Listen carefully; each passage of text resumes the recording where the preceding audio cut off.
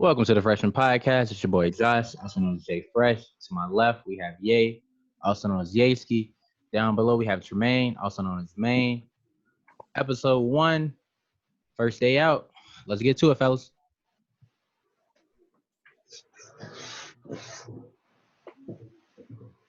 All right, so we're going to start with the trade deadline. We had a couple of blockbuster trades. Just going to have you guys weigh in on what you think. So let's start it off with, we have D'Angelo Russell from the Golden State Warriors to the Minnesota Timberwolves for Andrew Wiggins. So what do you guys think? Who won a trade? Who lost a trade? Good move, bad move?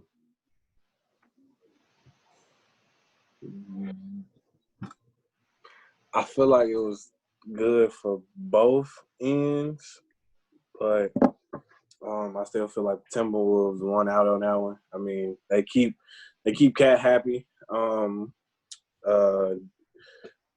getting D'Lo. They like childhood friends, basically.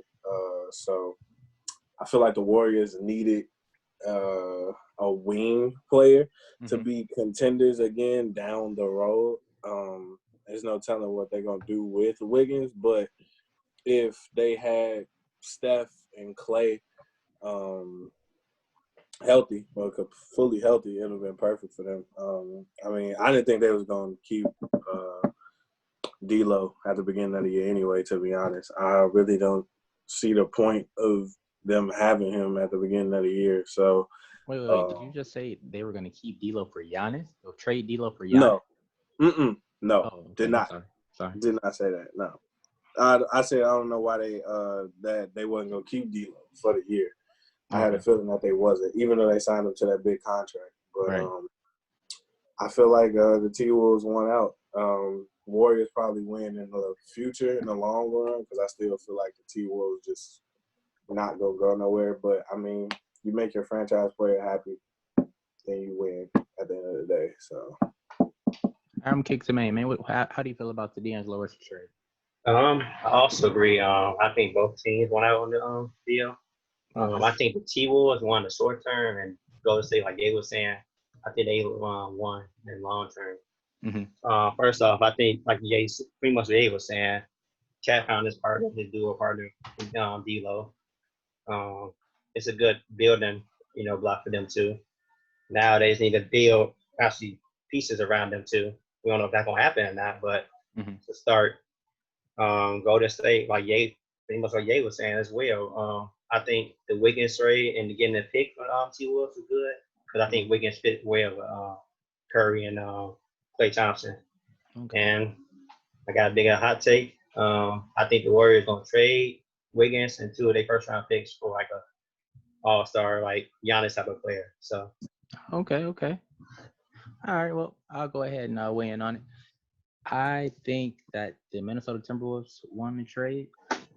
D'Angelo Russell is good friends with Karl Anthony Towns, and I think that will probably keep him around longer, because a lot of guys, when they're not winning, they'll rather leave free agency, go to a team where they have a chance to win a championship.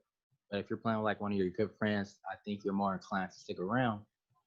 And I have a hot take as well. I think that if Devin Booker doesn't win anything in Phoenix, I think that there's a possibility in free agency or even some type of trade, they'll work it out where they can get him there and play with those two guys. Because when D'Angelo Russell was in Brooklyn, Devin Booker was an advocate for him being an all-star. He was wearing his T-shirt, his jersey, and Karl Anthony Towns and Booker have roots at the University of Kentucky. So I'm not saying that three-headed monster will necessarily win the championship, but if Booker doesn't make any type of progression in Phoenix, I see him asking for a trade or leaving possibly via free agency. So I can see that happening in the future. yeah, right, that would be a nice little setup. Trade, we have Andre Iguodala to the Miami Heat. Who would like to start on this one? I can start off on this one. I can tell. Go ahead. Oh man. Okay, so I think it was a good trade for Miami and Memphis as well. But I think Miami, really, because they lack, besides having a true center, I think they lack playoff experience, and Iggy brings championship experience Mm, and playoff experience, plus another wing defender for Giannis. But I think Miami and Milwaukee will face off in the second round, but we're gonna talk about that later on. Yeah. But I just think that Iggy brings, that leadership, championship mentality, Yep. and then the wing defender. So Okay. Yeah. Before we get to you, let me go ahead and get my 2 cents. I just to piggyback off of what Maine kind of said. I do think that he's going to bring the veteran leadership and a championship mentality to that team, and I also think that he's gonna give those guys gems to help them elevate their game. I don't think necessarily it's gonna translate to production on the court from him, but I think it's gonna help those guys in the future. So I think the knowledge he has of being in the playoffs, winning the championship, it'll help elevate those other guys. From just working out to shooting around, practice and stuff like that. It's little stuff that can really help elevate a player's game. I mean, just imagine if he could get Tyler Hero to become a two-way player. Imagine that. Something similar to a Klay Thompson. I know you guys aren't high on Klay Thompson, but just as an example, a two-way guy, knock down threes, and lock up the other team's best player. That would be crazy to go along with Jimmy Butler, who we know is already an established defender, and then Bam's coming into his own as well. So that'd be a nice young core around Butler. So I think anything that he can kind of teach those guys to elevate their game is going to be definitely helpful in the long run. So that's my take on it. I'll go ahead and pass to you, Ye. I didn't like it at all. I mean, for one, like from the start of the year, like he was already upset that he got sent to Memphis in the first place. I mean, I do agree that it was kind of like a slap in the face that they couldn't send him to where he wanted to be sent to. But, I mean, at the end of the day, you still got to play the game. He could have helped lead Memphis. I mean, if you look at it, Memphis is like one of the most shocking teams this year that we've seen. They are 8th seed. Nobody thought that they would be even remotely close to an 8th seed. And you got people like Ja, who have said in interviews, Dylan Brooks, like, they look for a veteran, type of leader. You feel me?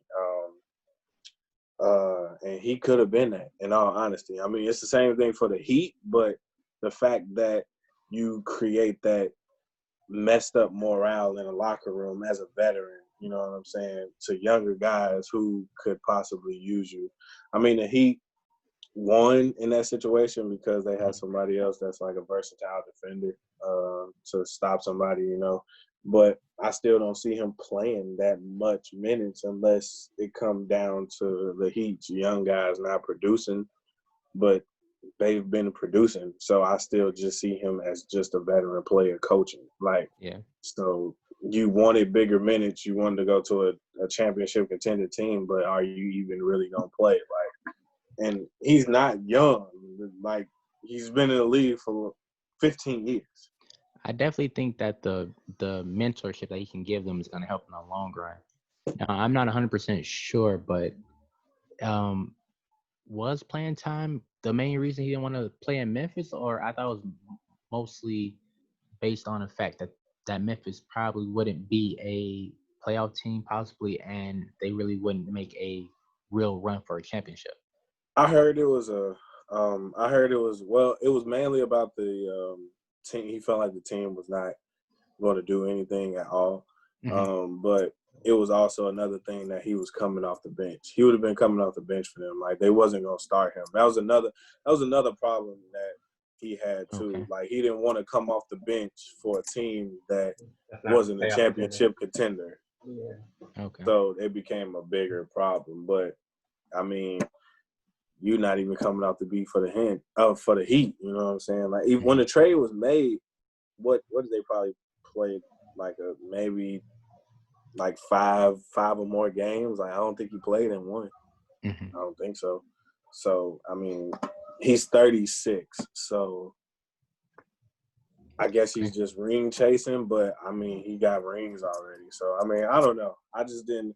The Heat won, but in my eyes, I still feel like Memphis won too, just to get that negative energy out of their young team with the young players. So, but the Heat probably won more of on a production side than Memphis did. But that's just me, though. All right, all right. Let's go ahead and move on to the next trade.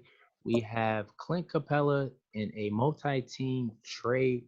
So basically, Capella winds up going to the Atlanta Hawks, and Robert Covington winds up on the Houston Rockets with cash as well to free up some cap space for the Rockets. I'll start this one off. I think that the Rockets won this trade. I think that Capella is a nice young big, um, active, rebounding. He's going to catch lobs. I think that kind of is very tailored towards Trae Young for when he's penetrating the paint. He can throw it up there. That'll be an easy assist for him, alongside with him throwing lobs to John Collins as well. Don't get me wrong. I think that Robert Covington will have a nice role for the Houston Rockets. I think this trade was mostly made to help clear out the lane and space the floor for the two stars and Russell Westbrook and James Harden. So it'll be interesting to see how that dynamic kind of works without a real center. So yeah. So which one of you guys like to go next? I can go next. I feel like the Atlanta Hawks won this trade long term, but it was really a good deal for both teams, Houston and Atlanta. First off, Clint Capella is a nice piece for Trae Young. Like you were saying, Josh, he's a good rim protector. He runs the floor. Really a nice catch and lob player for Trae Young. Also, I just think Houston really is still really for them to play small ball five. Really for Russ and Harden to isolate, have space, and just be able to have the floor spread out for them. So I just think overall it was a good deal for both. But long term, I'm going with Atlanta for this one. So All right, yeah, let's go ahead and weigh in. Once again, it was like more of an even trade for me, as like all these trades was basically even. Like, with Atlanta, they won, giving Trae Young to somebody else to throw the ball to. Clint is a DeAndre Jordan 2.0 in my eyes. Rebound Very block. similar. They very similar in a way, like a young DeAndre. But I don't think he's quite as explosive, but as far as activity on lobs and on defense around the rim, I agree. yeah, probably definitely not more explosive, but with Houston, I mean, Houston probably did win more because they really doing something that they wanted to do in all reality. I'm pretty sure Houston wanted to play small ball for the longest amount of time. Like, they always been like that. So this just gives them more of an opportunity. I mean, I feel like it helps Houston in the regular season. Playoffs, no. I feel like it's a horrible move for the playoffs, not having a big that you can have, especially with playoffs being slower. But yeah, I really do feel like both teams kind of made it very even. This can give Trae, hopefully, Clint could be enough to help them maybe push for AC in the upcoming future. Mm-hmm. I don't know how big of an impact he is going to have, but it does give Trae another option to throw at the rim, besides having John Collins. But this really frees up space for Westbrook and Harden, in all honesty, just the ISO the floor. I mean, that's what they want. That's how they play. So, I mean, that's basically Mike D'Antoni's offense right now. So, they probably did gain a little more than Atlanta did in this one. We will have to see. We will have to see. All right, moving on. We're going to switch gears really quick, and we're going to talk about the All-Star game. All right, so we each chose a All-Star snub, one from the East, one from the West. May, we're gonna kick it to you first. Let you lead this segment off. Okay, so my all-star snubs for the East was Bradley Beal, and for the West was Devin Booker. So Okay. I'm gonna start off with the East. Reason why I believe Bradley Beal was snubbed is because he was average. He was having his best year of his career, averaging 29 and 6. Nice. Since John Wall was hurt, he's been carrying that Wizards team, and the fact that he even got that team to in playoff contention, they like a ninth seed last time I checked, is just a great feat itself. And it's first time in history that somebody averaging over 29 and 6 not made the All-Star team. And now for the West, had Devin Booker. He was having his most efficient year since he came into the league. He was averaging 26 and over 6.5 points, shooting almost 50% from the field, 37% for three, and over 90% for the free throw line. Also, I believe that Phoenix took a step forward this year as a team. I know they're not quite a playoff team yet, but they definitely took strides, and I believe a big part of that is due to Devin Booker. So, all right. Yeah, I think they both have similar situations. I don't think either of those teams are going anywhere soon, but those guys definitely put up impressive numbers. I'll go next. For the East, I chose Zach LaVine, and for the West, I chose DeMar DeRozan. I'll start with the East as well. Zach LaVine, I think when he first came to the league, he was known as a dunker, and I think he's really elevated his game. He's actually a threat from the three-point line, and he's had a very, very breakout season. Um, I also feel that how can you have a all-star game and you don't have anybody from the participating city's team? Like that's just ridiculous. It's ridiculous. And for the West, I chose DeMar DeRozan. I feel that you can never count out the Spurs, no matter what their record is. Um, the Spurs seem to find some type of way to crack the playoffs. I don't think they're not the eighth seed at the moment, but I wouldn't be surprised if by the end of the playoffs they're somewhere as the eighth or seventh seed. And I think that DeMar DeRozan is the catalyst for this. Um, I think that now this is a hot take. I think one of the reasons that Kawhi Leonard did want to leave, aside from all the injury talk, I just don't think that LaMarcus Aldridge is the co-star that he is. I guess people assume him to be.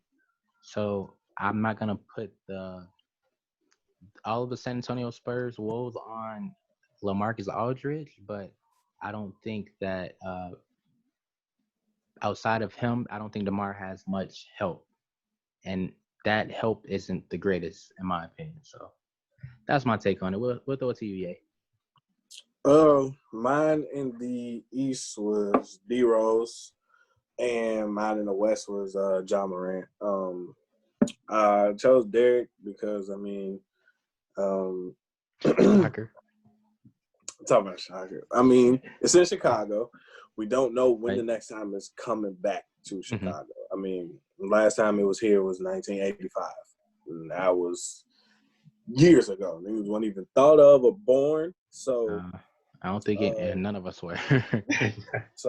and D Rose, I mean, there's no telling how long he has left, especially with his injury history that he has had. Just looking at his numbers, he was averaging 18 a game, a steal a game, just a little bit under 6 assists and like 3 rebounds.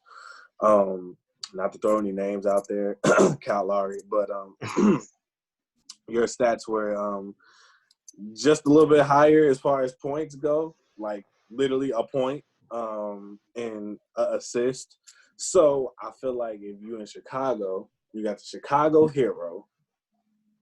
You can't, put him in there. Like, I mean, I feel like he deserves it, especially since Zach didn't get it, like you said. Zach didn't get in there. So you have nobody from the team of Chicago and the hometown of Chicago besides Anthony Davis that's in the game. I just felt like him being in there would have just been big, especially just even for the NBA in general. As much as the NBA has done for people I felt like it could have been done. But my pick for the West was, of course, Ja. Right. He was just the hype. He was just all the hype all year long. He didn't disappoint from the beginning of the season till the All-Star break. You know what I'm saying? Ja is a Showtime player. I mean, that's what the All-Star is, basically. It's an All-Star game. So you want people in there with some flash to them. But for that one, it was really either him or Chris Paul to me. His numbers were very similar to Chris Paul's. You know, it would have been nice having a rookie in there, but it was kind of hard to choose a snub in the West. The West pretty much was locked from top to bottom. But Ja, I felt like as a rookie, from what he was doing and how he led Memphis to the 8th seed, I felt like he kind of deserved it. It would have been nice to see a rookie in there for his first year anyway. So, I mean, that was my two snubs. Shout out I D think Rose, Kyle Lowry, Trav. we'll definitely see John in the future.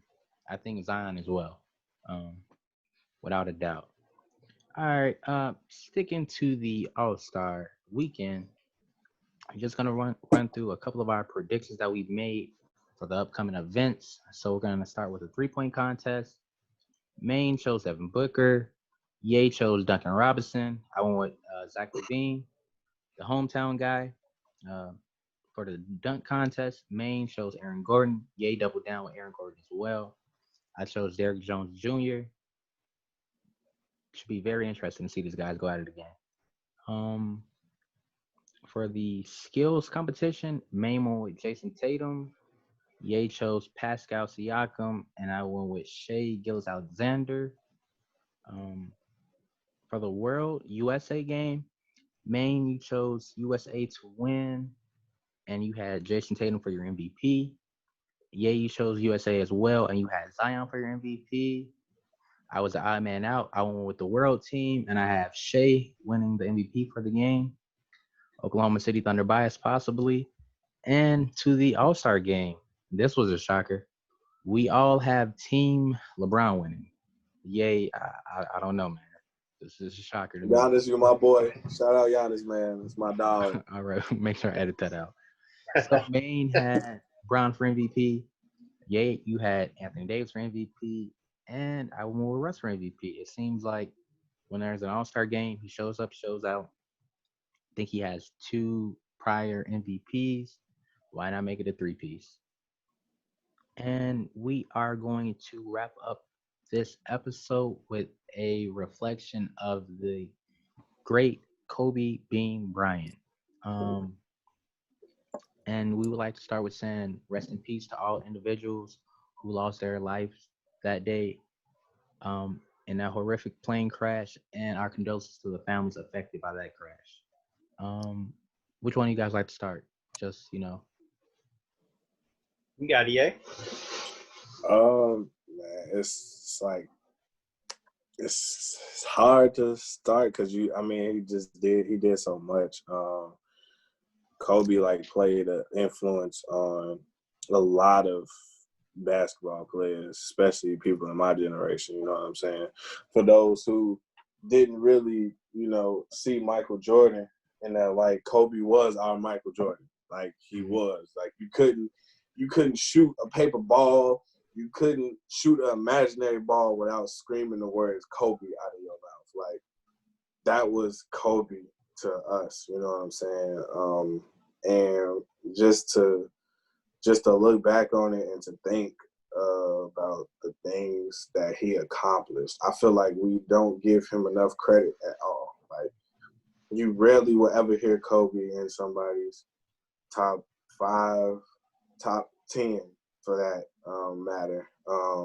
He's barely he's on the fringes of people's list, and the things that he accomplished, on the court, and the things that he did, that was the closest thing that we ever seen to Jordan. You know what I'm saying? So, yeah. I feel like we might, take it away from him, because if him and Shaq would have stayed together, it could have been a very, very different Kobe that we're talking about right now. But I feel like we just don't give him enough credit. And it's funny because normally after somebody like Kobe like would die, you would think that people would be like, "Oh, he's a GOAT now." Like, Yeah. still not that way. I just feel bad because it seemed like now like Kobe was able to live his life and do a lot after basketball as well. But Kobe was everything, man. He was. It's not too much I can say about that, man. Yeah. Very sad. Very sad. All right, man. Man, this still don't feel real. That the fact that Kobe is gone to this day, like the fact that we lost an icon like this is so real, man. But kind of like thinking back on what Ye was saying, like Kobe was our generation Michael, man. Just the fact that people don't even mention him, like Ye was saying, top 5, top 10 is, to me, is disrespectful because there's no question that he's top 5, top 10 all the time. Just the fact that this man won 5 championships, was an 18-time All-Star, which is tied for the most All-Stars of all time. And just the fact that he was just beginning to enjoy his life off the court, just the things he was doing off the court was just as big as what he did on the court during the time.